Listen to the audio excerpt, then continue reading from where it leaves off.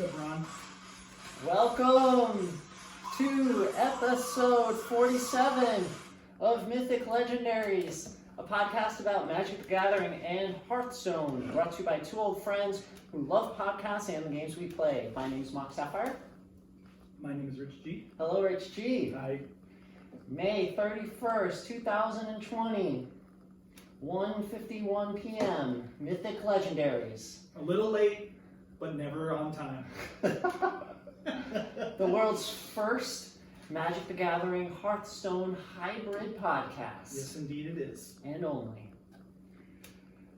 This man hit Mythic! Woo!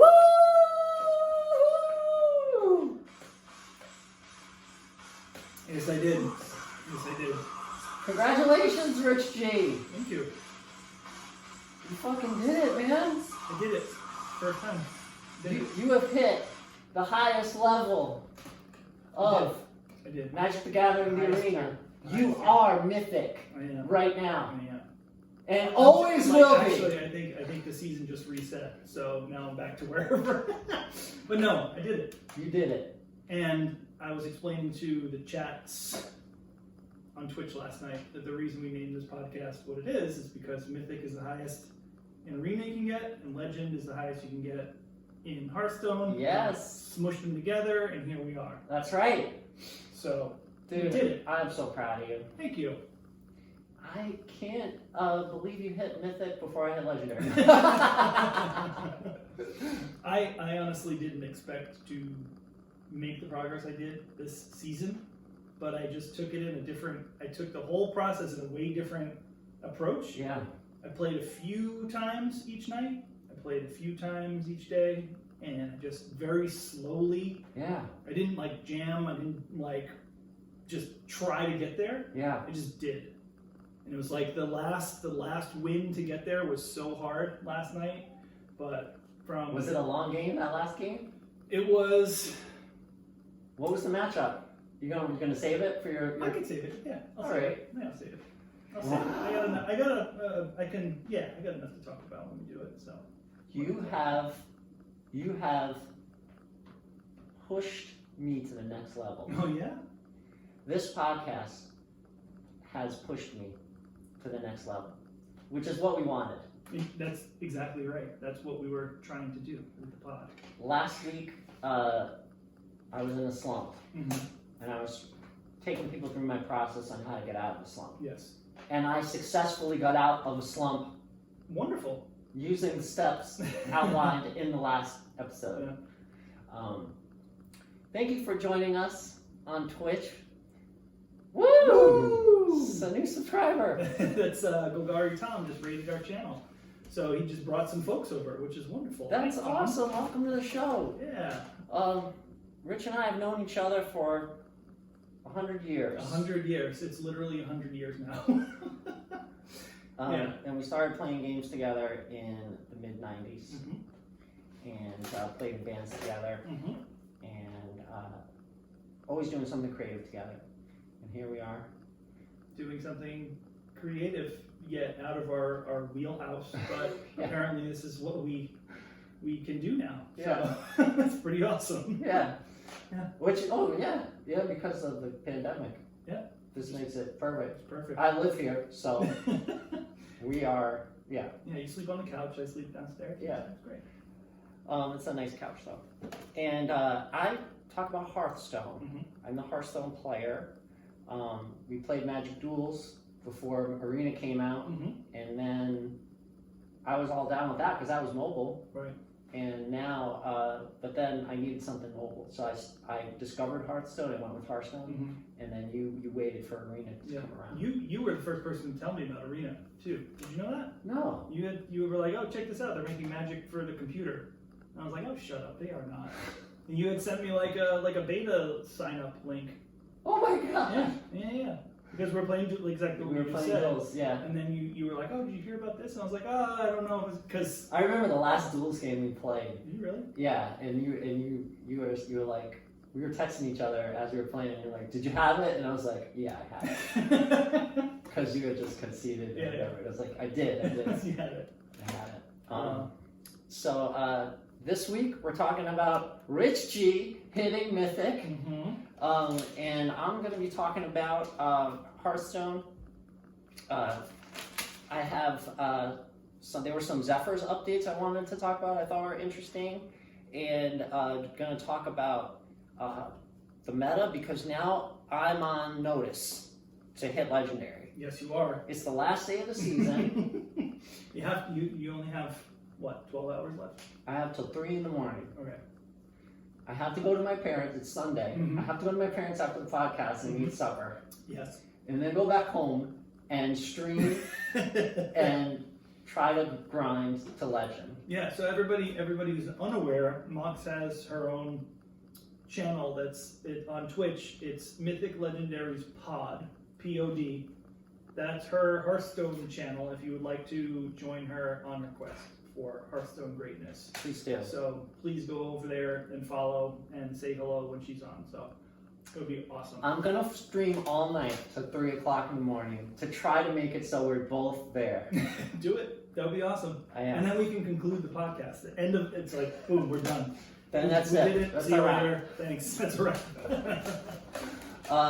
And I'm going to talk about basically what am I going to be playing tonight and why, and trying to figure that out live with you right now. Awesome. And we also have an off-topic segment called Weird of the Week. Weird of the Week. Awesome. It's not going to be every week, Okay. but it'll be this week. Cool.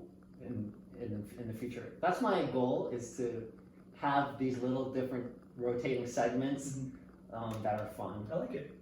I cannot wait to show you the Weird of the Week. I can't wait. You've been talking about it for... I found something so bizarre. All right. And what is on your mind? My agenda today is we have a banned and restricted announcement tomorrow, which a lot of people are highly speculating, anticipating. There's a lot of considerations in this whole announcement, so that's part one. Okay.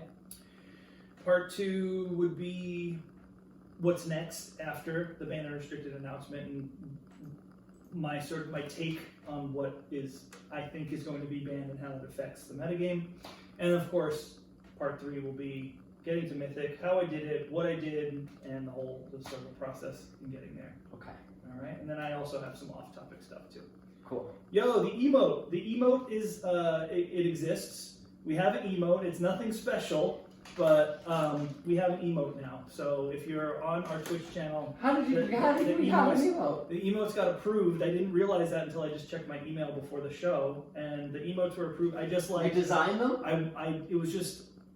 I Googled something and... With enough time, Rich can unravel any friggin' technological mystery. I try. I mean, most of the things that I do, technology-wise, are like roundabout ways. I don't do anything like directly and like, okay, you need this part and then this thing and it works. I'm like, let's make it 3 steps harder to do.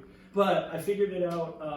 I submitted 3 emote sizes or whatever, how they require it, and it's just our podcast logo. It's the the iTunes logo, just as an emote. So That's cool. Yeah, so thanks everybody for helping me out. Also there's a bunch of people that friends in the chat and stuff that have helped give me advice and stuff on how to get emotes and the Twitch channel going a little bit better. So thank you for that. It's always awesome to have people here while we record the podcast. It's such a cool new element, so thank you so much for that. Thank you. Thank you for being here. Please tell a friend. We have a new Apple Podcast review. Lane the Main, 5 stars. Thank you so much for the review on Apple Podcast. Anyone who uses a 5-star review on Apple Podcast gets a shout out for sure. It says humans. You come for the cool people, but stay for the great George pictures.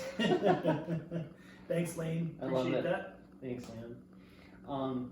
Okay, so digging right in, there was a quality of life update that got rolled out this month, and I didn't realize it until today, but there was some improvements made to Zephyrs.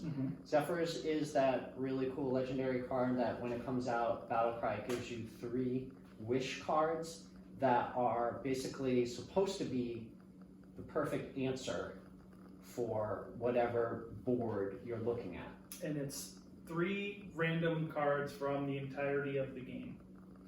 Right? Yes, if you're playing standard, there'll be standard cards. Right. Yeah, if you're playing wild, there'll be wild cards. Okay. And the way it was created is fascinating. It started with like a spreadsheet, you know, and just literally writing things out. If it were this, you would do this would be the best answer. This would be the best answer. Wow. And it's got the lines of code for this card is just thousands and thousands of lines of code just for this one digital card. Yeah. It's incredible. And they keep having to update it as the meta changes because it has to be intuitive to know. So they keep improving it. And here are some of the improvements that were made in the last patch for Zephyrs. They're great. Fixed a bug where Zephyrs would miss lethal when there was an enemy taunt minion with lifesteal that you could attack into. So yeah, that'd be real important because if you attack into it, it's not going to help you because your opponent's going to gain life. And so it probably made it so it gives you something with silence, which that was always the most annoying thing, is if you're like, if I had something with silence, I could just win the game. And that's what Zephyrs is. That's what it should have done. A lot of times. Fix the bug where Zephyrs would prefer not to transform or silence certain high stat death rattle minions, such as Waxadread, which you might remember Waxadread was a rogue legendary that I tried to make happen in a deck a long time ago.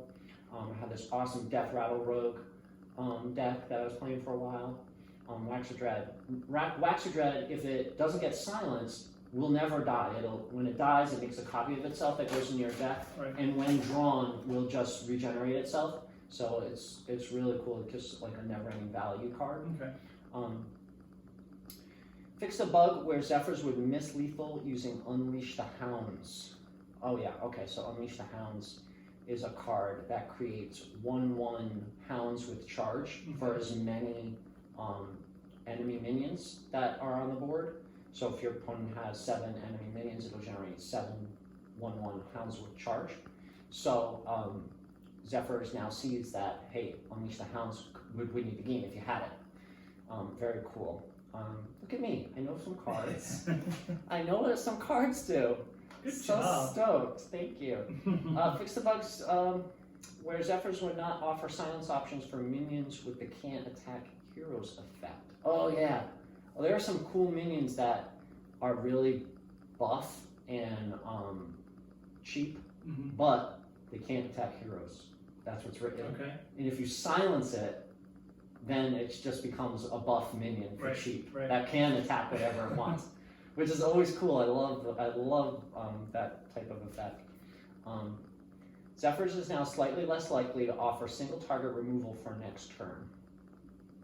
Zephyrs will no longer offer Natalie Salim for next turn. Zephyrs may now offer Polymorph instead of Hex. In a few cases, it would be better for your opponent to have a 1/1 than a 0/1 with Taunt. Oh yes. The Wikipedia for this one card, I'm looking at it right now, but as you read, I'm like scrolling. Yeah. It's so long. Like the Hearthstone.gamepedia.com just for this one card is like pages and pages and pages. Like this is insane. This is a very unique card. It took a whole team in a very long time to develop this one card. And this is the type of stuff that makes Hearthstone unique.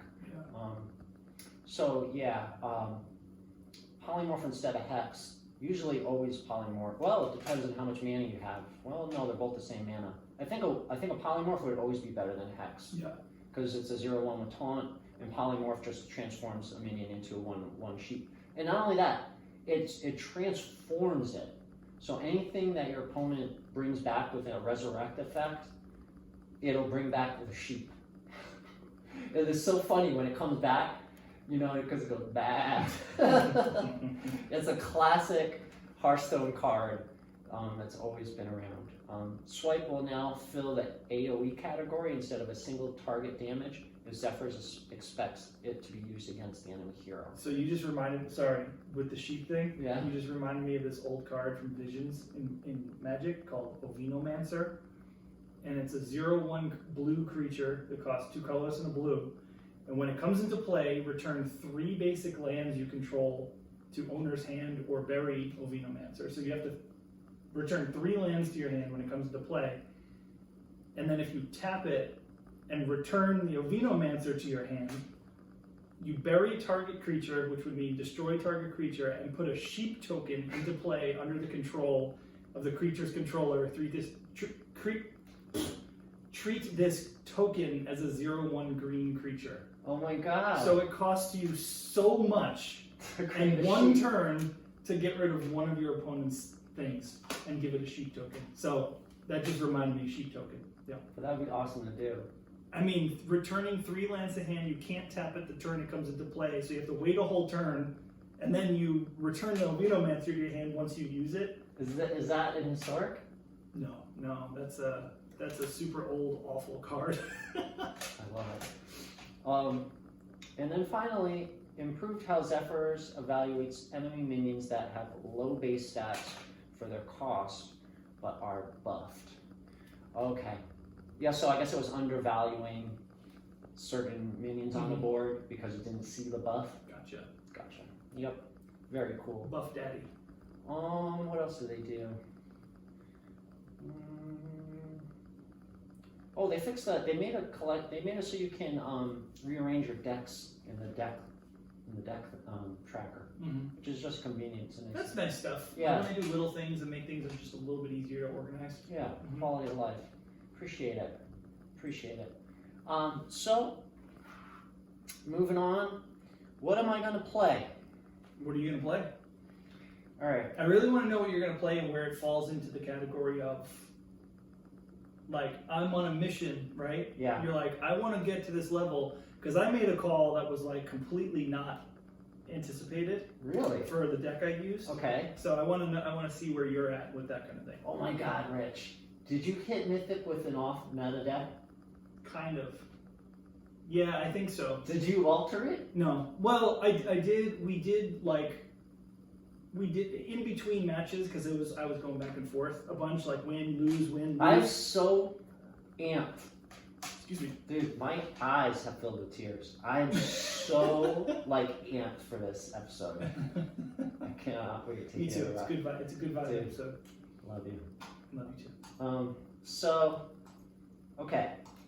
I got out of my slump. That's right. I gotta talk about that. Anyone heard last week's episode was in the slump? It was the slumps. I was at Diamond 10, which I can hit consistently day 1, Diamond 10, no problem. But then I was stuck. I tried Murloc Paladin, which is reliably awesome when it wins, but not reliable all the time to win. But I played Highlander Hunter, and I just hit Highlander Hunter at the right time and couldn't lose. And just went boom, boom, boom, just kept winning. Awesome. All the way to Diamond 5, which is the last ranked floor before Legendary in Hearthstone. So you have just a little, you have 5, so that's 5, which means there's 5 more to go. There's 5 more to go. You get after the 3rd win at that level, you go to the next level. Okay. There's no win streaks, I don't think, Okay. from 5 to Legend. Gotcha. Maybe I'm wrong with that, but I'm pretty sure I'm right about that. If anyone is playing Hearthstone that knows the answer is on the Twitch, let us know. Or someone look it up. Thank you. But pretty sure. So 3 games, hit the next level. So now I have been trying everything. I'm again stuck. I'm Diamond 5. I get to the boss. I get hit back down. I'm trying everything. I can't get Highlander Hunter to win. So here I am again, just like I was last week. And I went from 10 to 5 quickly. You made a run. I can do it. I Yeah. can do it again. All right. So now You made a run. I was looking at the Data Repo report. Data Reaper. I was looking at the Data Repo report. Bobby, you got the Data Reaper? It just came out. May 28th. the newest volume 163 of the Vicious Syndicate. Basically, what I'll do is I'll go to Tempo Storm, see when's the last update. They don't update too often. I'll look at Tempo Storm. If they have a recent update, I'll look at Vicious Syndicate, see what's going on there, and I'll look at HS Replay and I'll see what's going on there. Tempo Storm always has a unique twist on things. I think I'm not sure, but I think it's what the pros that they hire these pros to create the content, and they make the call based on their knowledge, and they take into account all the stats, but they're making their call on that, and that's what I looked at today. And I watched the Tempo Storm Meta Snapshot Breakdown, which came out less than a week ago, and they're saying Tempo Warrior, not Bomb Warrior, not Egg Warrior, not Enrage Warrior. All the things that you mentioned last time. All the things that I tried last time. Tempo Warrior. Right, okay. I dusted 2 epic golden epics and some other cards to craft Captain Greenskin, which is a card that buffs your weapon. It's like just like a 5, I think it's a 5/4 comes out, buffs your weapon, something. And because I thought it was that important. Also, so they're saying so what they're saying is Tier 1 Tempo Warrior as number 1, number 2 Tempo Demon Hunter, and number 3 Galakron Priest, all Tier 1. Okay. 3 different types of decks, where the most aggressive is Tempo Demon Hunter. I can't seem to win with it. I really can't. I've tried. They've nerfed that deck 3 times, or at least twice, and I can't win with that deck. Galakron Priest is really fucking strong. I have all the cards, and I've always lose against Galakron Priest. So now I'm thinking I should try it, and now I'm learning how to use it right now. So I was up against I was playing against Tempo Warrior this morning with Galakron Priest, and I destroyed Tempo Warrior with Galakron Priest. Then I played against, someone played Murloc Shaman, not Murloc Paladin, Murloc Shaman, and smoked me. And I was... Isn't that something you played before? Or no? Yeah, anything with Murlocs, I love Murlocs. But I learned, hold on to your lifesteal for, I played against the Warlock deck, where the Warlock, your entire hand goes into the deck, and then you draw Quest Warrior. Quest Warlock. I played against Quest Warlock with Galakron Priest, and I learned that you have to hold on to your lifesteal stuff and watch your life, because they apparently, this person that runs Malagos, and Malagos is with the +5 spell damage, and so it's very bursty at the end. So it builds and builds, it controls, and then at the end it bursts a whole bunch, and kills you. So hold on to your lifesteal, and I waited too long to play Galakron, because I should have played Galakron. I knew they had a board clear, but I shouldn't have cared. I should have played Galakron to up my life. I should have kept a closer look on my life. Not only that, I learned Shadow Madness is a little trick I learned. I made a note of my mistakes. Shadow Madness is a 3-cost minion that steals your opponent's minion if it has a 3 life or less, something like that. And what you see all the time is you'll steal your opponent's minion, and then you'll attack your opponent's minion to clear their minion. And you see that's like 99% of the time that's what you do. But you can also attack face. I didn't even realize that. You can steal your opponent's minion, and if it doesn't have summoning sickness, which it won't, you can attack face with it. So it might be another way to wrap up the game. Go face. Yeah, go face. So, my friends, go face. Always go face. Tier 1. I'm just looking at Tier 1 here. Tempo Storm, Tempo Warrior, Tempo Demon Hunter, Galakron Priest. I'm looking at Tempo Warrior. I'm looking at Galakron Priest. I think Murloc Paladin is fast enough where maybe could also get some wins in there. The Data Reaper report, let's just see what they say is the top tier right now. And let's see what, okay, so tier 1, this is what the Vicious Syndicate Data Reaper report. Tier 1, Aggro Demon Hunter, Highlander Hunter, and Rage Warrior Highlander Mage. I don't think so. I don't think so. I don't think so. No way. Come on. Aggro Demon Hunter. I can't. How can you win with that? I don't know. I don't know. I'm going with Tempo Storm based on that right now. Let's see what HS Replay has to say to wrap up before we get to our off topic and get to the man of the hour. I wanted Rich to go first, just so everyone knows. Yeah. I can't. I begged him Nope. to go first. It's not how the pod works. You're first, I'm second. He would not let me. Okay, so I just have to sign in here. Sorry. I can type, yo. I should have been a stenographer. That's not my password. Nope. Figured. That's all right. Let's just see what they say overall. The tier list is. They're saying tier 1 Highlander Hunter and Murloc Paladin. So if you look at all three, and I have to decide what I'm going to do, and I look at my strengths, I'm going to say Murloc Paladin and Galakron Priest are my strongest decks that I can navigate well, and then if I'm not making it, I'll do Tempo Warrior, the list from Tempo Storm. It's important to do a deck that you're comfortable with, especially when making a direct effort to rank up.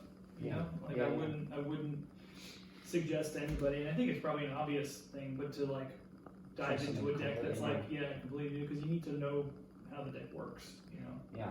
Yeah, I do. I mean, I do have some experience with the Warrior decks. There's just so many variations, and I haven't been able to get it to pop.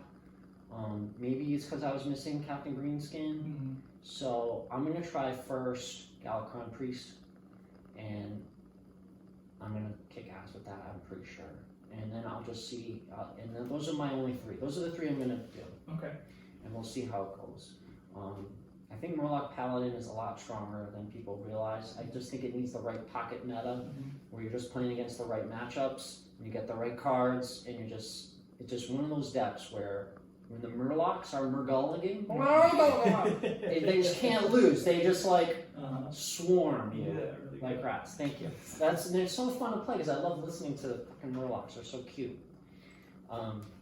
There's a Murloc T-shirt. I want to get it. Get it. Yeah. You deserve it. My birthday's coming up. So. What day is it? June what? August. June? June 14th. June 14th. So, okay. Now, Rich. Oh, we're gonna save the off topic for the end? Yeah, let's save all off. Okay. It's easier for our folks to listen to. Okay. Yeah. That's true. And I will pass my turn. Cool. All right. To the Mythic Man. Mythic Man. What's up? What's up? I'm a Mythic Man. I made Mythic last night. The very, very kind of wait, where is it? It's sort of the very end of the season here. The season is probably like an hour left in the whole season, so. How do they base when the season ends? It's a month. It's 30 days, and then they ended on at the end of a month, and then once those hours are up, they just redo the season. So today's the last day of May, and that's how the seasons go. It's by the month. So it should be till midnight, no? No, because I think they start at like. Ron wants to know if you saw the picture he sent you in Discord. No, sir. I have not checked that out yet. I'm sorry, and I closed my Discord because it makes an annoying sound. But I will check it. It's a pretty cool picture. So last night, so my progress this season was like kind of how I said in the beginning, I was just very slowly winning a couple more. Then if I lost one, then I'd like give it a break. Then I'd like sit down, figure out where I was going to go. And then last week, the new historic anthology came out. So there's a whole bunch of new cards that got injected, you know? So the metagame of historic was just like just all over fresh. Because there's a whole bunch of stuff, right? This was this past week? The 21st? After the last show or before, after last week's show? I think so. Sounds about right. It sounds about right, yeah. I Right think it around that was the time. 24th that they came out. Either way, the cards went out for like a week. Okay. And yeah, probably the same day. Either the same day, something like that. So we had this big shift in like the standard metagame is very awful at the moment. Everybody knows that. Tomorrow, June 1st, there's a banned and restricted announcement for standard and historic, meaning they're going to eliminate a couple cards, and there's also going to be a reassessment of the companion mechanic already. Oh wow. Remember the... Oh wow. Yeah, so that's the announcement, okay? So they've recognized there's a problem. It's going to be a way to kill the companion. That's an interesting spot. I don't think anybody's even mentioned that. Like being able to just like eliminate the companion in the companion zone. There's no card that does that. They'd have to design a card, but so currently you can't do that. Well, what if they said you do this and this and that? And then... it's too much. There just needs to be a card. There has to be a card. But the point being is that there's going to be a lot of changes. But the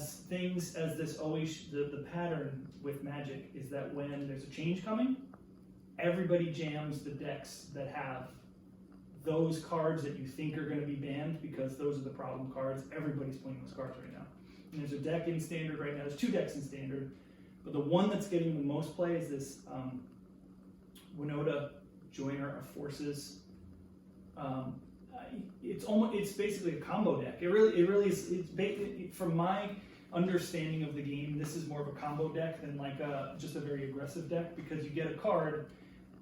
Winota Joiner of Forces. So I'll explain to you so you kind of have a more grasp on exactly how powerful this is. Okay. So she's a 4/4 creature that costs 2 colorless, a white, and a red. Okay. She's a legendary creature. Yeah. And her text box says, whenever a non-human creature attacks, look at the top 6 cards of your library. You may choose a human creature from them, put them into the battlefield, attacking, and they're indestructible until end of turn. Any human creature that Any you human draw creature. out. So if you draw you look all at 6. human creatures.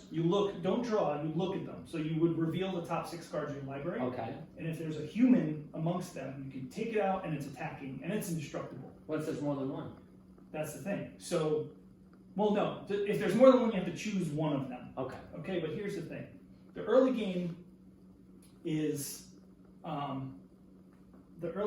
like you play non-human creatures like mana dorks that are like not humans. So there's turn 1 something. There's turn 2 something. There's turn 3 something that makes another goblin, right? Okay. It can happen on turn 3. You can get Winota out on turn 3 with 2 attacking non-humans. So what happens is basically you get Winota out on turn 3. You have 2 creatures that aren't humans. They attack. Then you look at the top 6 cards because you have 2 non-humans. So she's called Winota Joiner of Forces. Okay. So that's the the flavor. Yeah. So you pull a human out, and so a human, Agent of Treachery is a human. So people are running Agent of Treacheries in a green, white, red deck. No blue mana. So you can grab an Agent of Treachery. It's like a slot machine. People are calling it the slot machine deck because it literally is, you hope that it's there. We have a deck called Casino Really? Mage. Yeah. That's very much what this is.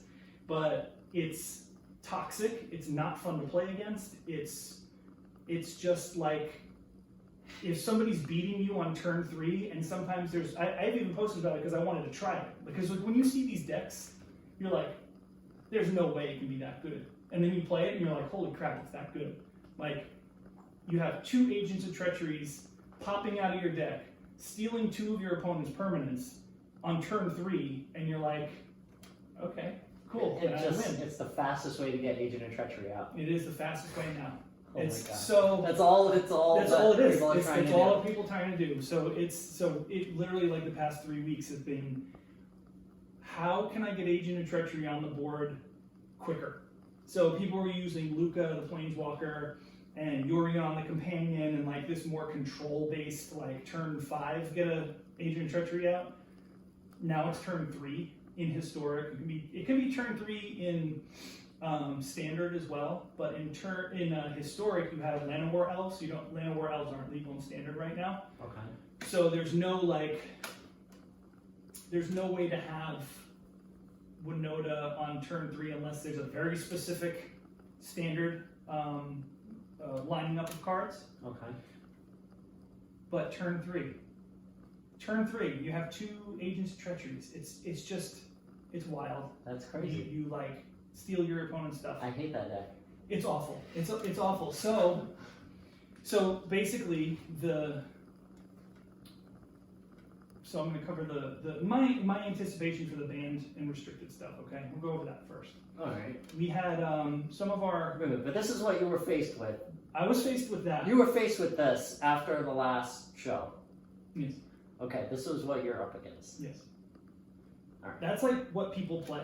It's like, and especially because, like I said, the banned and restricted announcement happened, and people were like, "All right, well, we got to jam those because we're not going to be able." Are you clicking something on your headset right now? Oh yeah. Because it's cutting mine out too. Oh, is it really? Yeah. That's weird. Yeah. I was trying to experiment and see what does it do. Yeah, it's cutting my headphones out too. That's But weird. anyway, the cards that are on the chopping block, so to speak, Yeah. are like Agent of Treachery. Agent of Treachery, Times 4. Fires of Invention. The companions are a whole different thing as well, because they address these things separately. There's going to be a banned and restricted announcement and also a addressing of the companions. I wonder what they're gonna do. I know, we're all like, because they're super powerful companions that it's awful to play against because they're too powerful in a certain build.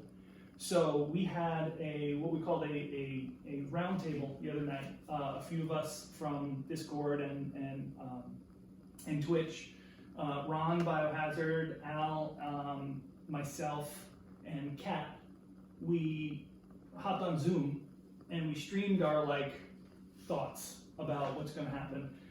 And there's a range, you know what I mean? There's a range of feelings because everybody kind of has dealt with things in different ways. Like they can see power levels of certain cards, like Fires of Invention, for if you don't remember, is the red enchantment that lets you play 2 spells a turn, only on your turn, for the amount of lands that you have in play. So if you have 5 lands in play, you can play 10 mana worth of things without tapping your lands. Yeah. Okay? Now, what I just said, you can play 10 mana worth of things for having 5 lands in play. Okay? So think listen to those words and you're like, oh, how can we abuse that? Well, with Yorion the Companion, when Yorion comes into play, you exile any number of target permanents until end of turn, and then they come back at the end of your turn. So what people can do on turn 5, if they had their Fires of Invention out on turn 4, on turn 5 they can put their 5th land out. Okay. Yeah. Oh, they can play a 5 mana spell. Yeah. Which is most likely a Luca, which is the Planeswalker that everybody hates right now. He's the one that cheats Ancient Treachery to play. So here's step 1, play your 5 mana Planeswalker. Step 2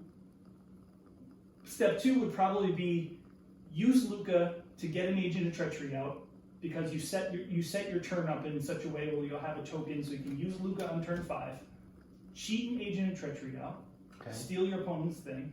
Yeah. Okay, so you've only cast 1 spell this turn. The second spell you cast is Yorion with your 5 mana, because Yorion costs 5. Yorion comes out, exiles any number of permanents until end of turn. You exile your Fires of Invention, and once Fires of Invention goes away, there's no longer a restriction on how many spells you can cast, so you can tap your mana for 5 more mana that turn. So on turn 5, you can have 15 mana available to you. And then at the end of turn, when Yorion's trigger happens, the Agent of Treachery comes back to play and you can steal an opponent's permanent. So on turn 5, you have 15 mana worth of spell. It's enough to play a big dinosaur. It's enough to cast a big dinosaur. Right? But I mean, it's 15 mana on turn 5. It's really what it is. So this is what we're focusing on. Like, are we going to ban the enabler card, or are we going to ban the result card? In Hearthstone, we just had the Hall of Fame. We couldn't deal with it. Really? Yeah, so they just went to wild. Okay. You know, they couldn't even fix it. Again, vodka. They just say you can't play it anymore. Just like, you can't play the standard anymore. Okay. So it's banned. Right? It's banned. Yeah. Yeah. So I feel like so pervasive, so awful. It's awful. It's overpowered, and you can't. Everybody played it. It was so polarizing. It was just, you're either playing. That's all the meta was. Right. Was that. And the lead up to it, though, for this deck too, for this one specific deck, these are all cards in one deck. Turn 3, they play Teferi, the 3 mana Teferi Time Raveler, which prevents your opponent from interacting with you. If they can't counterspell Teferi on turn 3, yeah. Then turn 4, you're playing Solitaire. Turn 4, because Teferi says your opponent can't play spells during your turn. Okay. So you get to do your thing. You get to, play your Fires of Invention, play your whatever spell to get a token into play, and then you protect Teferi, and then turn 5 you win, pretty much, because you have Agent of Treachery twice. Like, that's pretty much how it goes. So You're up against a lot. You're up against. I mean, this is a lot. This is a lot to deal with. It's a lot to deal with. Here you are. You were at what last week? What were you had? You were at hit. You were at Diamond 3, and then you got hit back down, and then you got back there. You were fighting for your life. I was fighting for my life last week. You're up against all this stuff. Yeah, it's that's all I saw. Feels almost impossible. How can anyone get through these broken cards, this broken meta? It breaks the spirit, RICHG. It just breaks the spirit. I'm looking at my my tracker, my Untapped tracker, because it did an update. I'm seeing where I stopped playing Standard and moved to Historic, and it's really funny because I was playing Teamer Adventures in Standard, which is a pretty solid deck, and then the Historic Anthology cards came out, and there's I played a deck twice, another deck twice, another deck twice, and I lost, because I was excited to play and I want to play on the ladder, and then lost, and then I moved over to, what is this? I told my husband that I was so happy to hear that this happened while in Historic. Because you told me. Well, not because you did all the work. Yeah. But I just want to say, it just feels good to know that I had a feeling that you would thrive in that format. Yeah. That since the day one that you told me about it. Mm-hmm. It feels better. It's not as stale and pigeonholed. People can't. So this is they don't have the knowledge. No, this is the Rich. They don't know. The real thing is that if you're not playing a deck that is the good deck or is a deck that tries to shut down the other deck, you can't play anything else. That's the problem we're in, and that's why there's a banned and restricted announcement tomorrow. The Standard is in such a pigeonholed spot right now, nobody wants to play it. Okay, and they found out a way to take that Standard annoying deck and put it into Historic. That's another thing. But Historic's a little bit wider, so you don't hit it as much, but I still do have a story about. But answer me this. Yes. Do you think the fact that you've been playing Magic the Gathering since pretty much, let's just say, since the beginning, that helps you in historic. Yeah, a little bit. Okay. Yeah. A little bit. Yeah. A little bit can be a A lot. little bit can be a lot. That could be the edge you need Mm-hmm. when the meta is tight. Right. Yeah. All right, I'm sorry. I mean, no, All right. like that one point of Thank damage. you. I just want to say thank you. That 1 point of damage Thank you, can sir. win the whole game. Thank you, sir.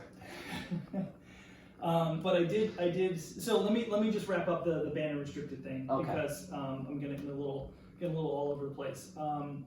So the things that we're looking at are, where are we? I got your stream decker. Teferi, Time Raveler, Agent of Treachery, Winota, Luca, and Fires of Invention. Those are the ones that we're thinking. Those are the ones that we think are on the block. Okay, and those are cards that are not companions, right? Because the companions are a whole different thing. Okay. I'm gonna put my guess is now. The announcement's tomorrow, probably afternoon, East Coast time. All right. What's your I think prediction? my prediction is Teferi, Time Raveler. Yes. I think that's going to be the one and only card they ban. All right. Okay, that's what I think. That after thinking enough about this, I think that they're going to just ban Teferi in Standard and Historic to make it fair, right? And I think they're going to ban Winota in Historic only. Because Winota is a turn 3 kill in Historic, and that's no fun. Okay. In Standard, it's still pretty bad, but you can kind of deal with. You can. So that's the big difference with what we just talked about. The difference between 1 and 0. Yeah. Like, you can't. If you're on the draw, like if you go second against that deck in Historic and they have like the perfect draw, you're dead on turn 3. If you're on the draw against it in Standard, it really sucks still, but you might have a chance because you have a removal spell or a board wipe or something if they don't get it by turn 4. So that's my prediction. I think the really bad thing that's affecting Standard is the non-interaction, which Teferi produces. Like, imagine, in Hearthstone you don't have instant interaction. You don't have counter spells, right? You don't do things on your opponent's turn. Right. Aside from like maybe there's secrets. like the secrets, but there's nothing that's like your opponent could put into play and be like, you can't do that fundamental thing that's part of the game because this card's in play. You know what I mean? Yeah. So that's what Teferi does. It's a fundamental part of the game to be able to interact with your opponent, and that card just takes it away. So that's my prediction. I think it's a fair prediction. It's all over the place. You know what I mean? Like, there's so many things we could say. There's so many like details we can look at. I just think the interaction part of the game is what's lacking. What were the ideas in the meeting of the In the group, minds everybody for the companions? What did people say? Oh man, the companion stuff. If anybody who's watching was interested in the group chat, the Zoom meeting that we had, it is still up on the Twitch too. It's in the videos, the roundtable, and we're going to do another one this week. But I think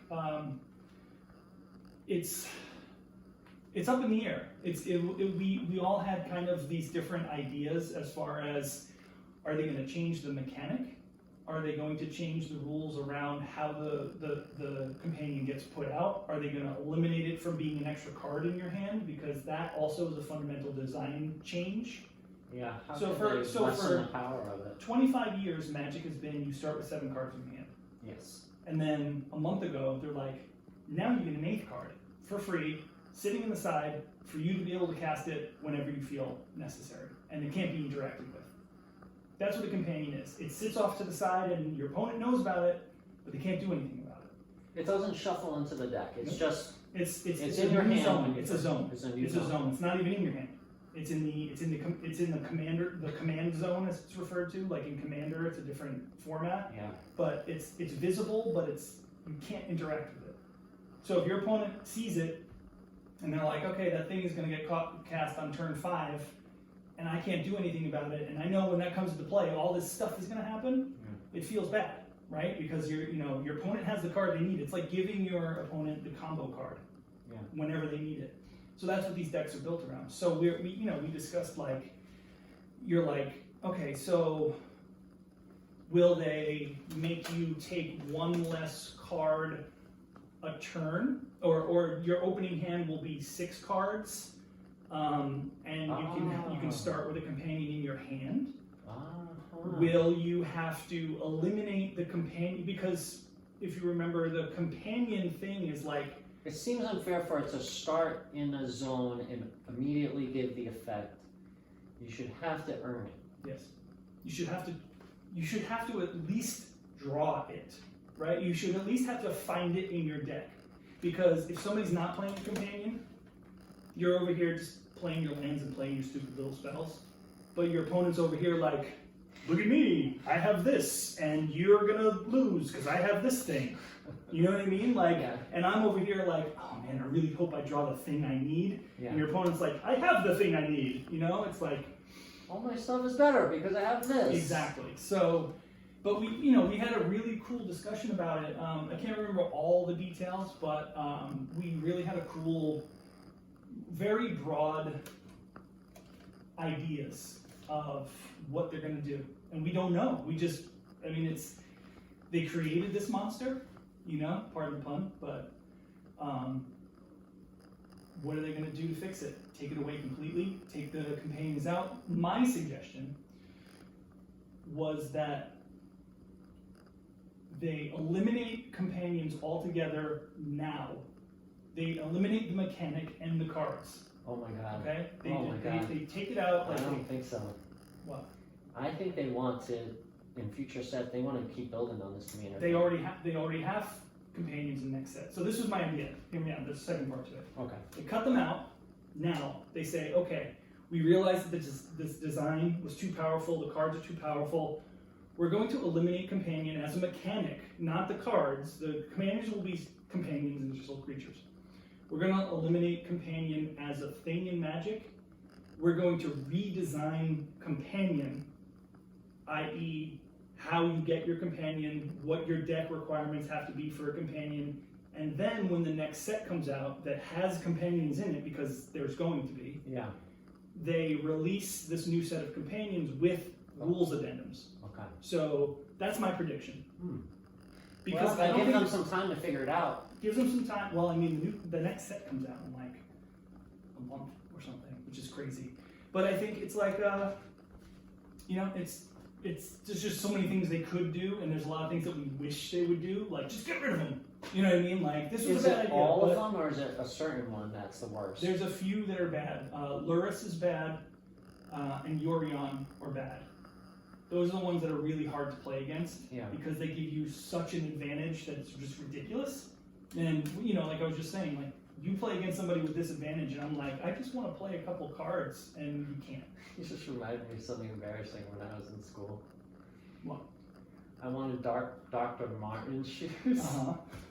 Like Oxbloods? Yeah, like Docs. Mm-hmm. And I said, well, I want Docs, because they'll be cool. They'll have the good shoes, Yeah. So she bought me Docs.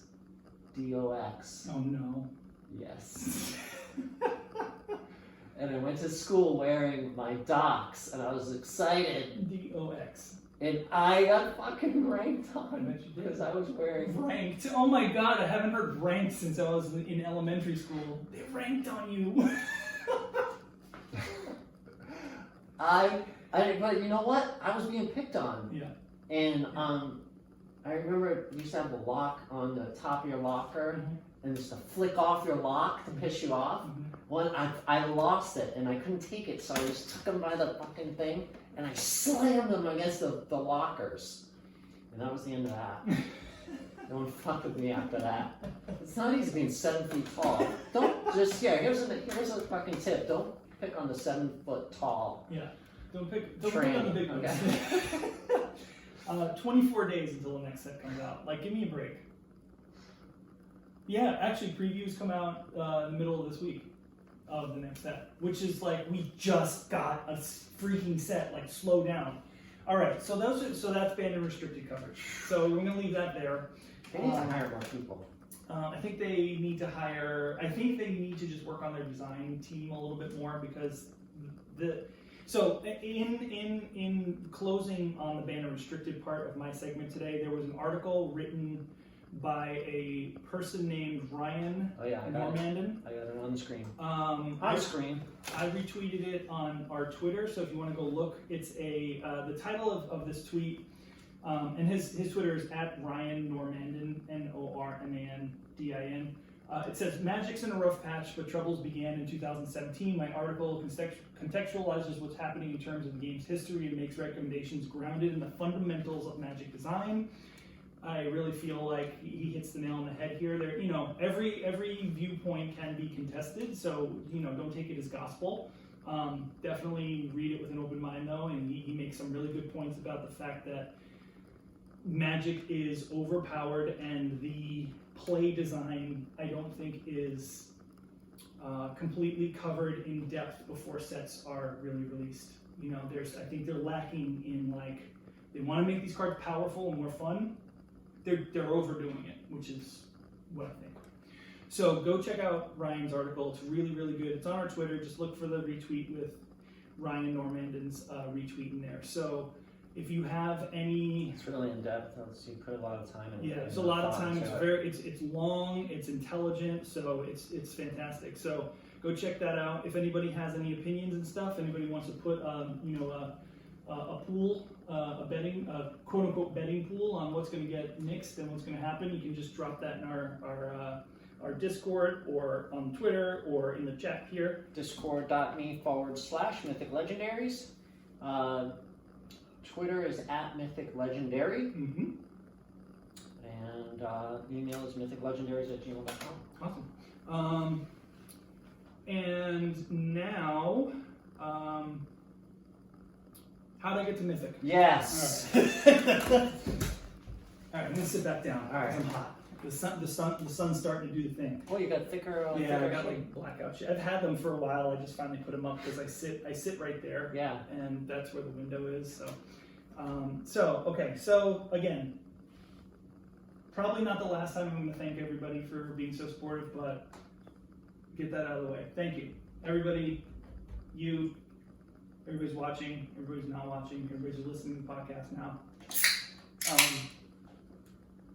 I started playing the game when it came out and didn't really start realizing that Mythic was as hard to get to as it actually is. But then I started... You had some early success. Yeah, I had some early success and I was like, oh, this is cool, easy, but it didn't matter. I was just like, I'm doing well. Okay. And then, since we started the podcast, that's been the goal. We named the podcast after these two levels of accomplishment. And so, as I said twice already, I started this season just playing a few games and then sitting on a few wins. There'd be 3-4 days in a row that I wouldn't even go on the ladder. I'd stream and we'd do casual matches, maybe matches with friends, maybe get on the ladder for 1 or 2. But I have this connection with it that it's super emotional if you lose, right? We've covered this a bunch of times, for everybody. Everybody experiences it, and I'm glad that it's not just me. Might be a little more amped for someone hosting a podcast called Mythic Legends. Yeah, a little bit more important. Yeah. It might up the ante a little bit. Right. So last night we got there, okay? I'm going to look at my Untapped profile real quick. I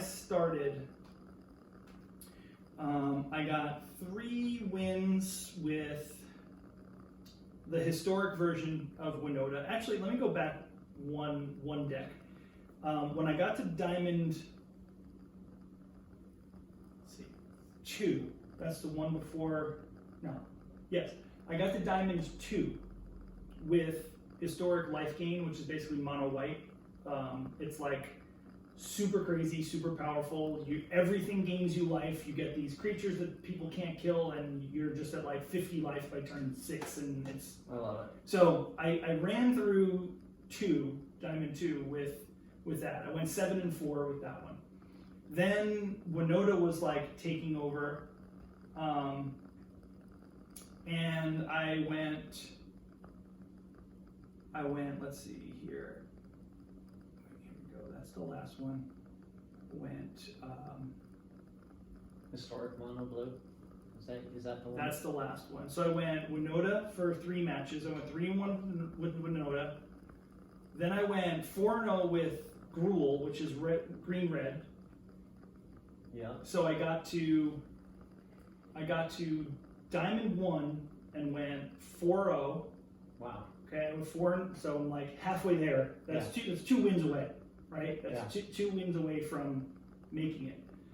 And then I was like, holy I'm there. Like I very slowly went up. Like I did that run of 4, right, all the way up. I was like, okay, what do I do? Like what do I like? I'm there. Like literally, like how do I seal it? Like how do I seal a deal, right? So 7-5. So that means, which is really funny. I was right there, right? I was right there. I was 2 wins away, but I had to play 12 more games to get there. Oh my God. It was insane last night, just getting those last 2 wins. So like I got the 1 and I was 1 away, right? Yeah, you're right there. I was right there. So I got, people were watching me stream. So the deck I decided on was Mono Blue. Mono Blue won a Mythic championship, I think, maybe it was like 4 Mythic championships ago. Autumn Burchett won with this build. And since then, there's been new sets, there's new cards that are definitely fit better. Yeah, but that's kind of forgotten. So I took the old shell, put some new things in it, and just tweaked it just a tiny bit. But I was and also to note, I've been playing best of 1 the whole time. Okay. All just best of 1, best of 1, best of 1. So we get here, we need 1 more win, right? I'm like, all right, we need 1 more. I get in there, it's Winota, I lose. Okay, so now we need 2 wins. Oh, jeez. So we get back in there. All right, fine, get in there, and somebody concedes on turn 2 to me. I was like, all right, awesome, great.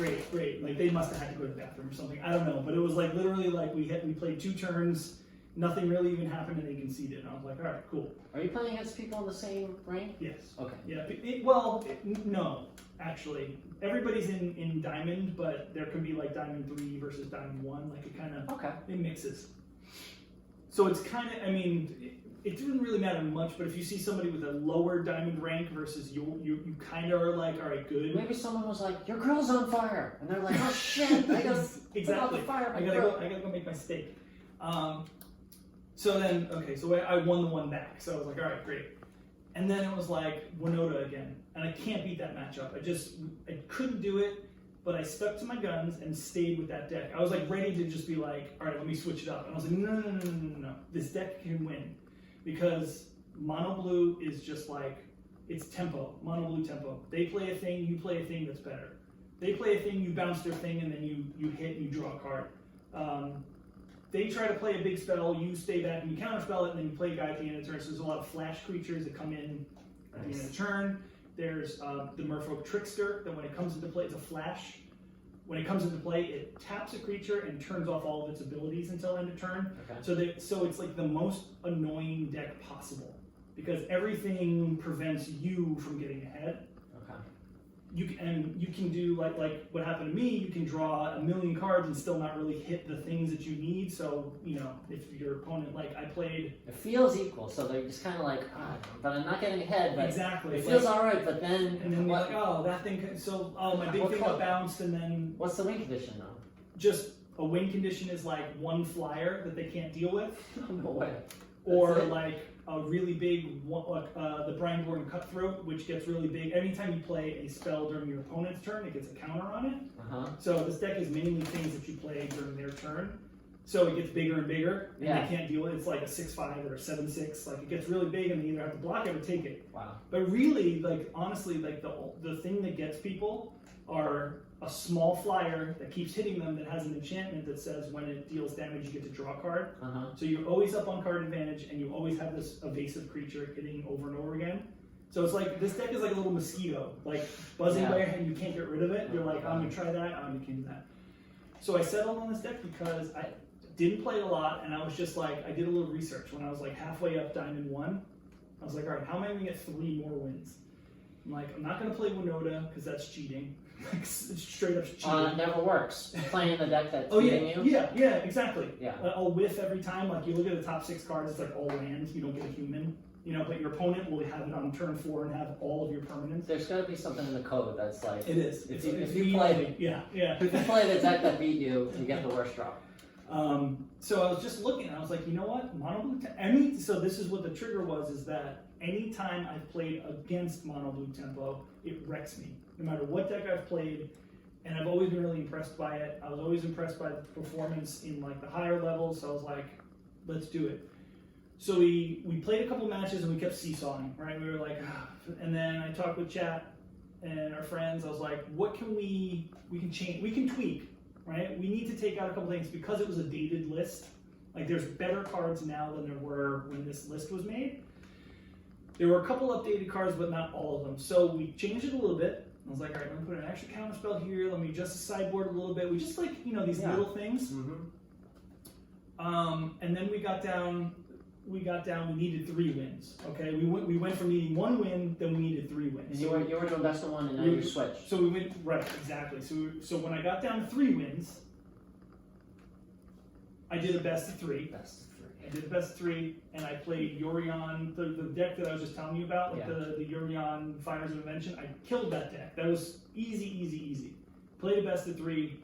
They can't deal with their threats being counterspelled every time, or being able to respond to things that they're doing, you know? So that was an easy win. So I got 2 back, because you get two slots. That must have felt good. Fuck that. It felt great. I was like, hell yeah. So then I was like, all right, so we were in the spot again. We're at the same spot we started in. And I asked, I was like, should I play a best of 1 to get up there? And then if we don't win, we can play a best of 3. So if we win the best of 3, we get there. Does that make sense? Yes. So I took the advice of the folks in chat, and they said play a best of 1 because that makes the most sense. Like play to win, right? Play to win that next level. Played a best of 1. I think I played Winota again and I lost. I was like, oh God, Jesus, can't beat that deck. It's just so fast. Yeah. So then I was like, all right, best of 3, here we go, and Sideboard action. loaded up. I got matched up against a mono black deck.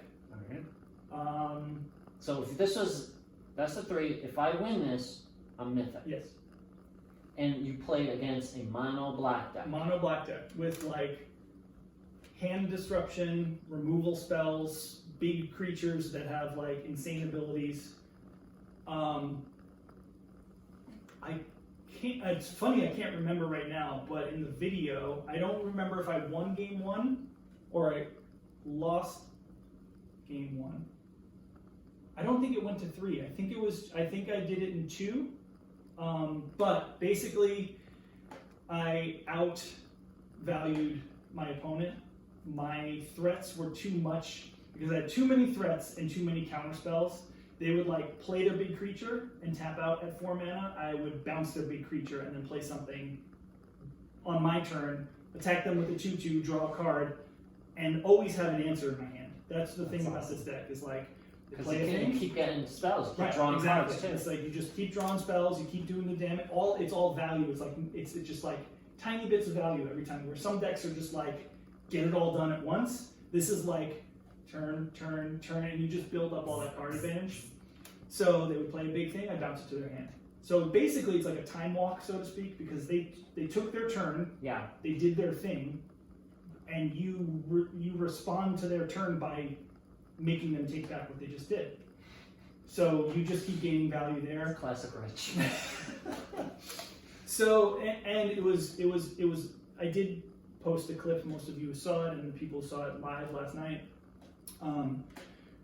Basically, they were able to, they resolved a Murderous Rider as a creature, which is the 2/3 with lifelink. They attacked with it, because I had attacked previously. I had I think a Spectral Sailor with a Curious Obsession on it. So it was a 2/2 flyer that draws you a card if it does damage. Okay. I had attacked last turn. Beautiful. They were at, oh no, I think I had a Rhineborn Cutthroat in play. Sorry, it was like a 5/4 or a 4/3. They attacked. Okay. They gained back their life to be at 7 life. They were at 5 and then went to 7. And then I flashed in one of my flying 3/1 creatures during their end step. Because they didn't see it, they didn't know it was in my hand, so I was able to flash in a creature. They were tapped out, they didn't have a response, and I was able to get in for lethal that next turn. Because the flyer comes into play during their turn, then I could attack with it next turn. Ah. And that was it. They saw it come into play and conceded, and yes. And then that was it. I was very excited. Everybody in chat saw. Wow. Ron got a nice screenshot of me with my arms up in the air. Yes. So for some people, this isn't a big deal. For me, it's a big deal. It's a big deal for me. So thanks again, everybody. I can't believe I did it with mono blue, because it's like such a weird meta call, and I know it's. I mean, I learned now that it's really bad against Winota. But if it was in best of 3, the sideboard definitely would have helped, because you need to slow that deck down by bouncing their creatures. And the sideboard had a lot of like unsummons and stuff. It's a big day for everyone connected to this podcast. Yeah, it is. Everybody's been here with the support, and it's lovely, and it's really, really, really just like, it's just awesome. Like, our community is just so supportive and fun, and knows how much this stuff means to one another. So thank you, everybody, for that support, because that's what we're all about.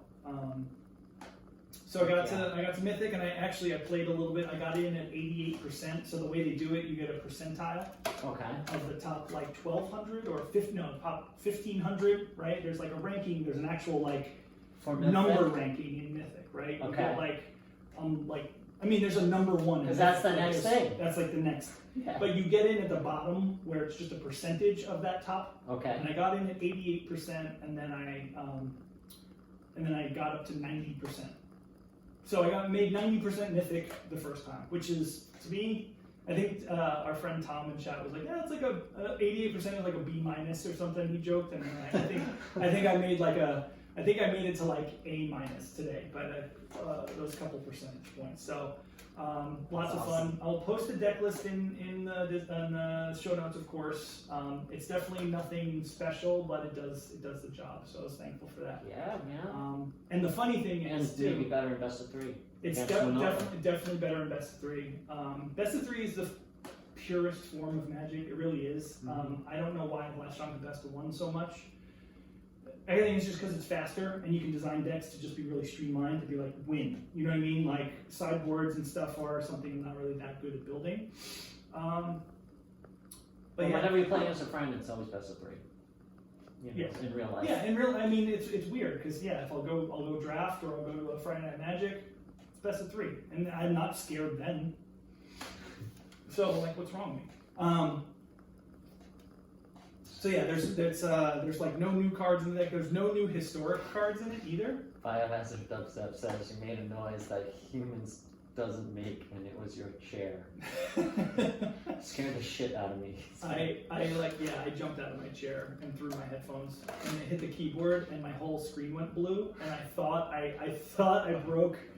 I thought I got like a Windows error, but it just happened to hit the little gear key that brings up your system settings on the screen. I had like a mini heart attack because I was obviously, like, people, you see it all the time. People get excited, they throw their headphones, and I did the thing.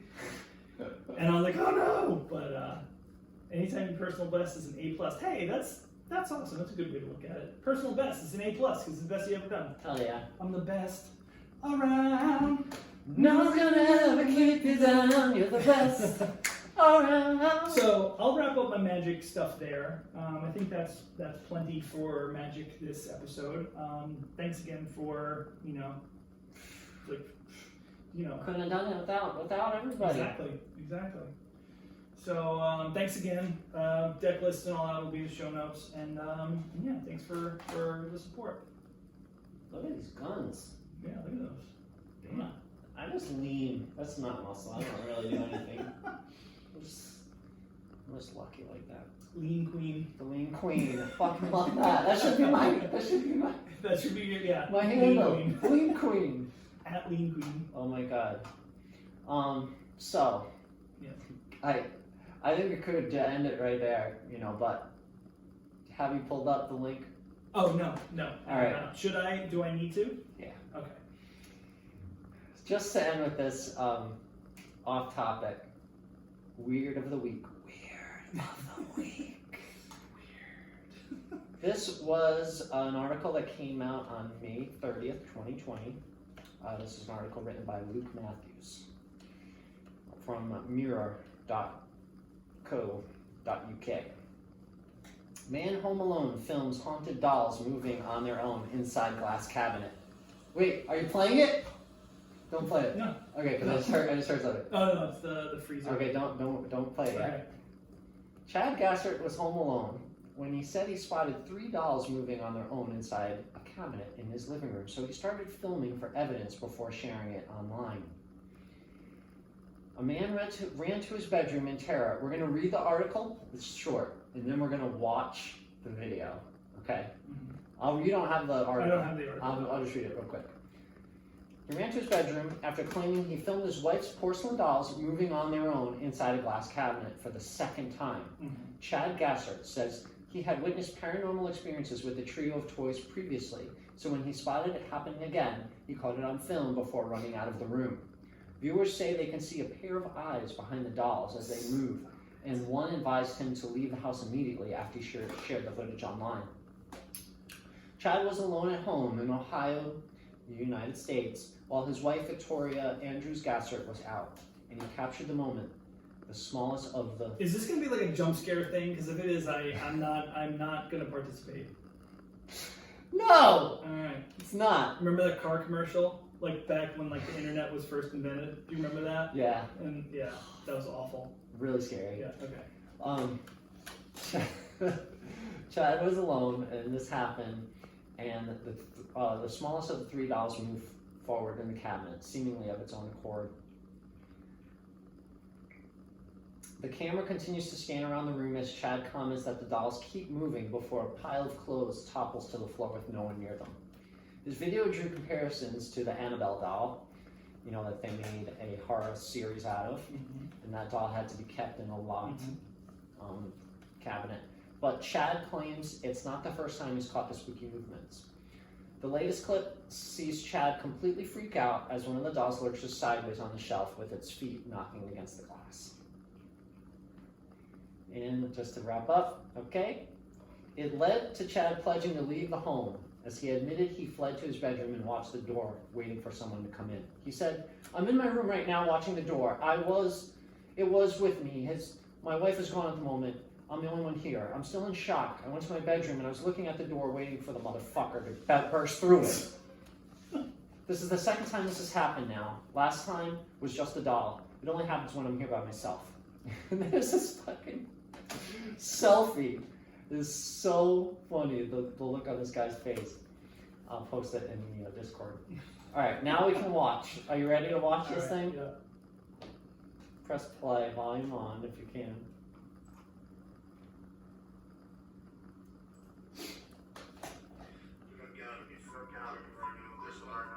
No, hold on. Can't do that.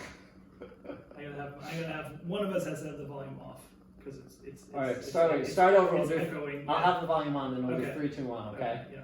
3, 2, 1.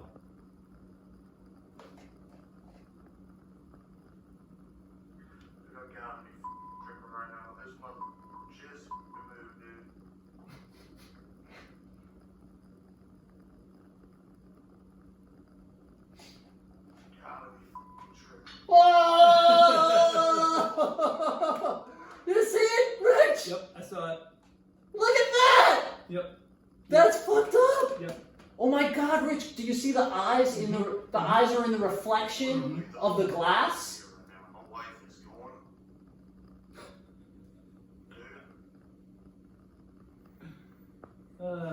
There's a mirror in the back of the glass cabinet. Oh!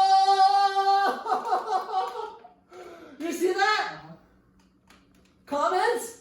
Dude, you can see there's a fucking ghost. When the other one moved in the beginning, Yeah. you can see a fucking ghost in the mirror of the one moving. It's like right behind it. Mm-hmm. Dude, that's... Ooh! Oh, brother. Yeah, that's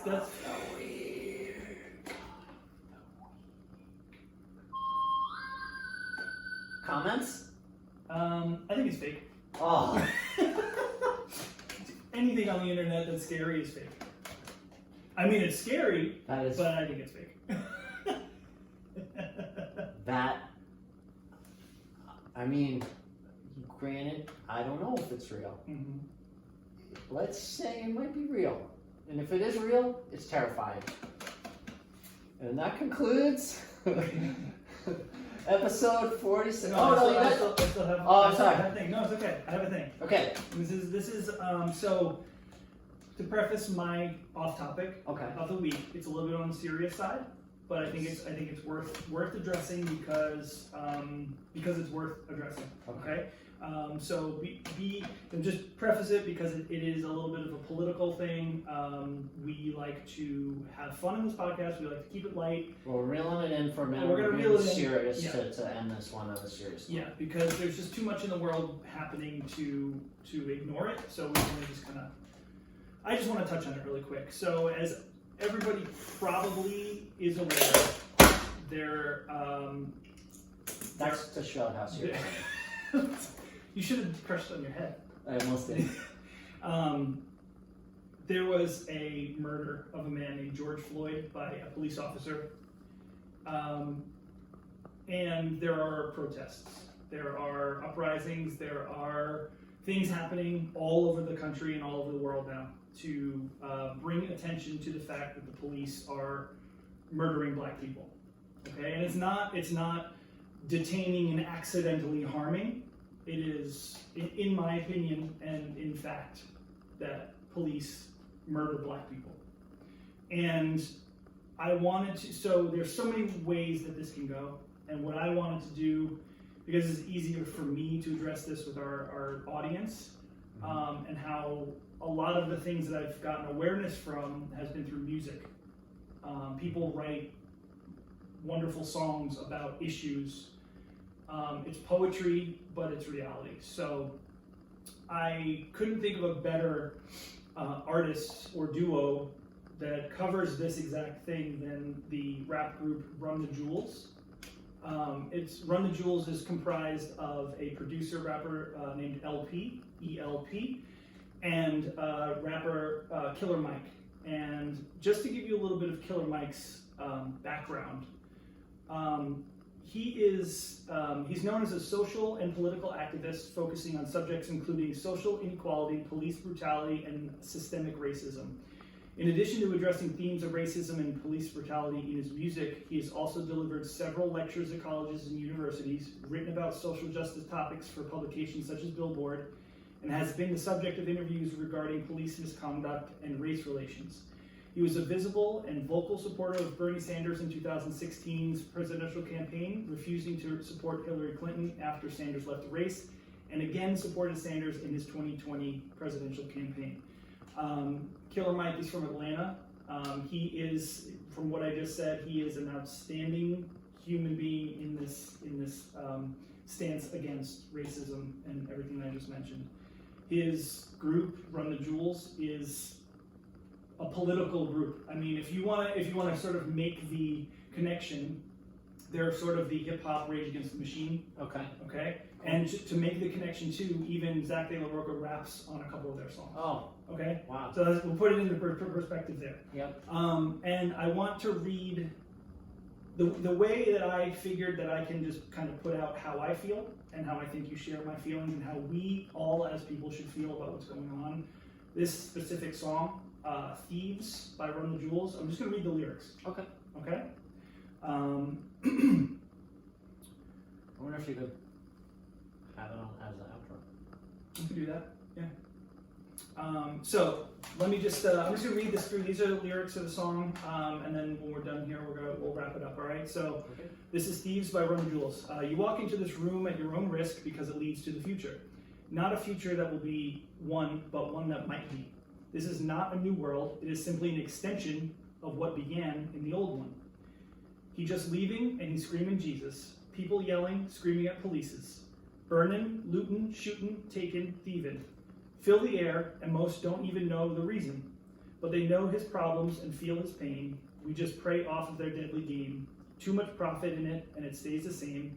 You can burn the system and start again, because it's the first verse. And let me preface this, too, that this came out in 2015. Okay? Mm-hmm.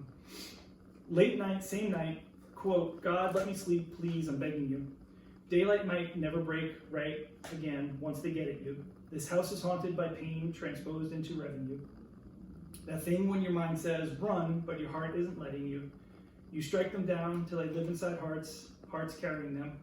Some get to count sheep, some gotta count kids that they bury. Fear's been law for so long, that rage feels like therapy. Nobody gets no more sleep till we teach them remembering. Thieves and thieves. Coming live at 5, we got new news breaking. You heard it here first. If you don't die waiting. Hard to review the scene I've just seen. I'm going to try to convey, but it defies explaining. Started with folks just crying, nothing but broken hearts, sobs, and the shrieks of the sirens.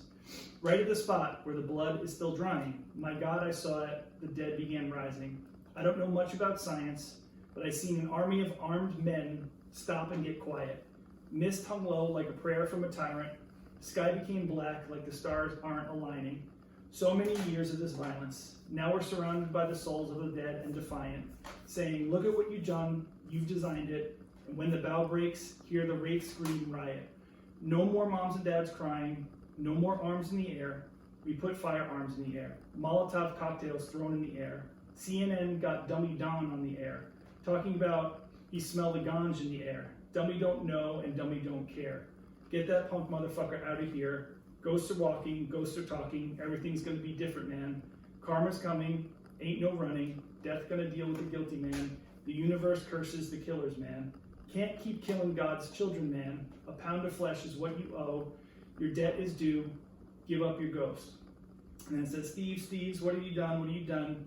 And then the last part says, I think America must see that riots do not develop out of thin air. Certain conditions continue to exist in our society, which must be condemned as vigorously as we condemn riots. But in the final analysis, a riot is the language of the unheard. All right, those are some pretty deep lyrics, and I know it's a pretty heavy topic. I just wanted to address it. Yeah. You know, we can't keep our eyes closed to these things.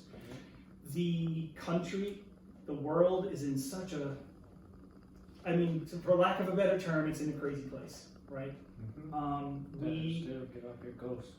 We are trying to do something fun here. We're trying to create a little community of good times and stuff, but sometimes to bring attention to bigger issues is also going to be part of it. And you know, like I said in the beginning, leaving politics out of our little world here is something that we like to try to do, because we don't want to create any sort of dramatics.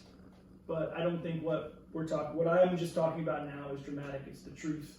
It needs to be addressed. It has to stop. And it has to stop. So I hope you're all behind us, you know.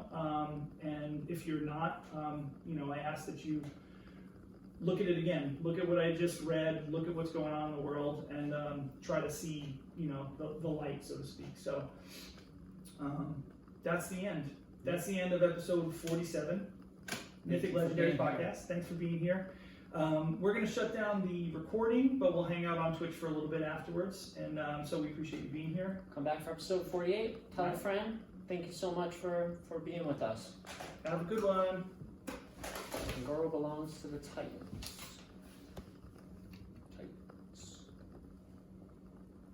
Stop. And file. Save project. All right, cool. What's up, everybody? Hey. So So we're just gonna hang on Twitch for a little bit. If you guys want to chat, Can you put the link to the video in the Twitch? the link to the video. Oh yeah. So the video that we just watched.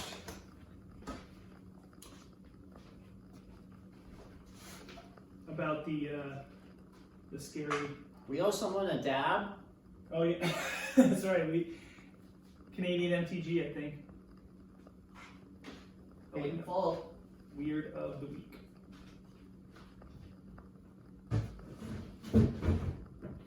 Here it is. All right. So I bought Rich one of his favorite dishes to celebrate. I gotta hit Mythic more often. Yes. Lion City noodles, vegan, extra hot. I can't wait to eat. Delicious. So yeah, thanks everybody for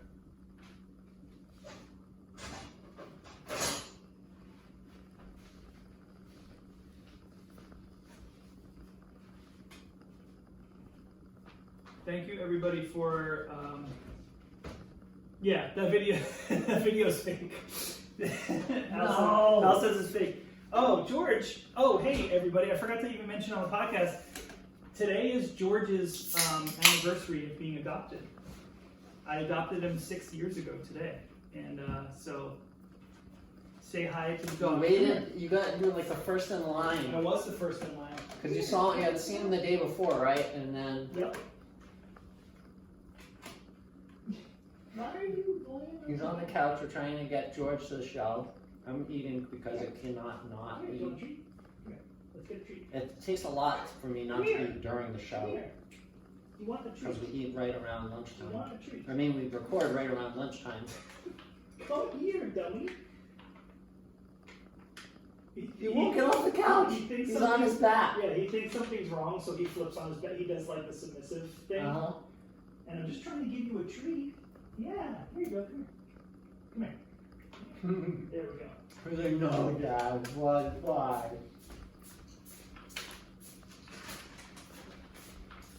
Oh, yeah. That's the stuff.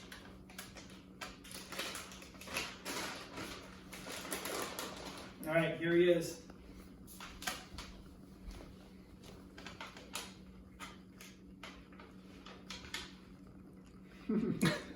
You want that?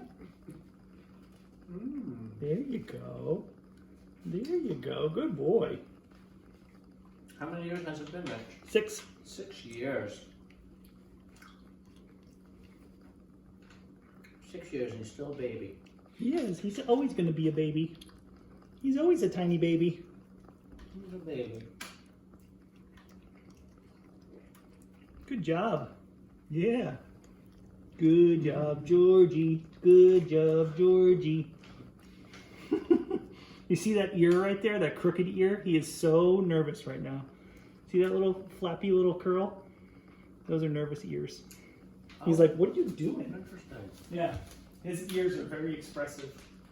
Like when there's like a triple curl, that means he's like totally like, he's like, what's happening? Because I don't usually pick him up. He's on full alert. Yeah.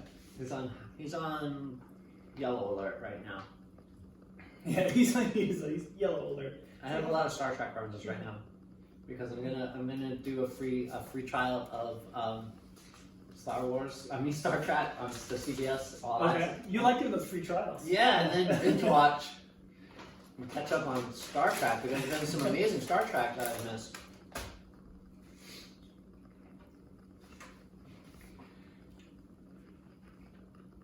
What's going on, everybody?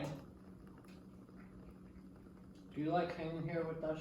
Oh, Extreme Elements. Yeah, I do.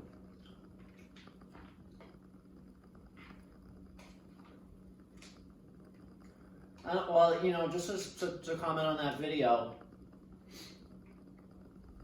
look at it again. Look at the first time, and don't look at the doll. Look right behind the doll, at the mirror, and tell me if you don't see the scariest demon or like ghost eyes. I'm sure. Are you gonna stream Hearthstone later? You are. Yes, I am. Later tonight, right? I gotta go home, and eat again. I'm gonna eat and then eat again. And then I'm gonna go home and I'm streaming all night till the thing resets. I think till 3 in the morning. And I'm gonna try to make Rich proud of me. I'm always proud of you. Thank you. We got a shot, my friends. It's in the air. You got this. It's all there. As I was saying earlier, when I played a little bit this morning, because the great thing about hitting Mythic is that you don't fall out of it. Mm-hmm. So you're just at that percentage. And once I got there, I was like, I got there. You know, I don't care if I lose, right? But I was telling Ron, because he was hanging out earlier, I was like, if I can get there, if I can make it, anybody can make it. You know, like people say that, like, you know, as like a thing, like, because I don't have that big of confidence in myself when it comes to many things. And then especially Magic, because I'm always all over the place. I want to play like different decks. I want to do like all this stuff. You are a home brewer. Yeah, I want to make a homebrew work. You know what I mean? Yeah. But I decided to, you know, focus in and play a good deck for a little bit. But then I got to Mythic and I was just like, let me play this, let me play this, let me try this. So it's a lot of fun, like getting to the high levels and just messing around. Yeah. But the point is that if I can do it, anybody can do it. Absolutely. So I think I'm gonna eat and turn the fan on. Okay. So I'm gonna shut the stream down because it's really hot in here and I'm gonna turn the fan on. You wanna Okay. see? I had an idea for a fun Hearthstone deck. I should have wrote it down, but I can't remember what it is. I'll think of it. Maybe I'll make it. Oh, you know what I wanted to do What? for the Discord is create deck channels. Okay. Like Hearthstone decks, Magic decks. Oh, Because good. we have like the topics. We have Mhm. Magic and Hearthstone topics. Mm-hmm. But because we've been sharing a lot more decks lately, I want to centralize them into a different channel. So you know what we could do too? What? Especially you'd be really good at this. If anyone, I don't know, this is spitballing. But what if someone had their own homebrew, the one you look at it? Mhm. Maybe you'd look Oh at yeah, it yeah, all on the the time, show. all the time. Oh yeah, on the show. Yeah, that'd be cool. That'd be You cool know? to do on the show. A deck review, because I do them on I do them on Twitch. Mhm. People will either want me to play with their deck or like make a deck based on like what they Their idea? what they ask. No, on their idea. Oh, They'll yeah. be like, you know, like, hey, I want, like Biohazard did it the other day, like build a deck around these cards, and I did, and it was awful, but it was fun. Cool. Thanks, Canadian MTG. You are the best. Thank you, sir. Long-time supporter, solid person. Appreciate you. But yeah, I'm gonna shut down the stream because I want to cool off the apartment. It's loud when I turn the fan on. All right. So say goodbye. Bye. Love you guys. Bye. Thank you. Thank you for watching. See you next time. Enjoy the rest of your day. Oh, did you see? I created this. Oh wait, it's different because I created this when I get mad. I created a quick key, so like if my face is on there, I can just go like this and change it back and forth. So if somebody's like, if I get salty, I can just change it really quick. I thought it was funny. Does it replace your face or go over your face? It goes over my face. Awesome. So I can just stare at the camera. Yeah, that's exactly what I do.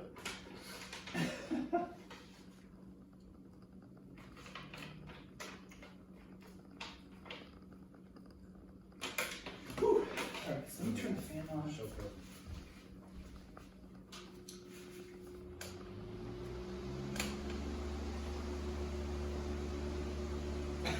Other cat is like on her back, just like.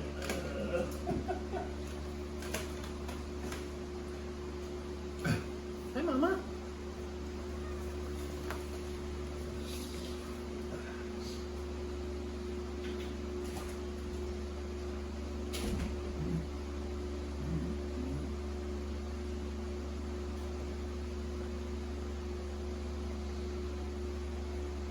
You're a pretty kitty. Yeah, you are. You got a lot of fur, too.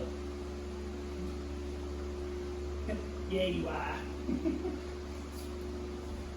Alright, so we can shut this down for now. turn that off. Bring the camera.